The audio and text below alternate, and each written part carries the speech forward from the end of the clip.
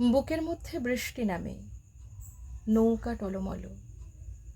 কুল ছেড়ে আজ অকুলে যাই, এমনও সম্বল নেই নিকটে।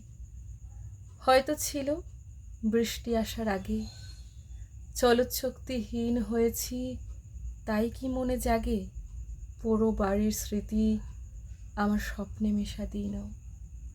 চলৎশক্তিহীন হয়েছি, চলৎশক্তিহীন।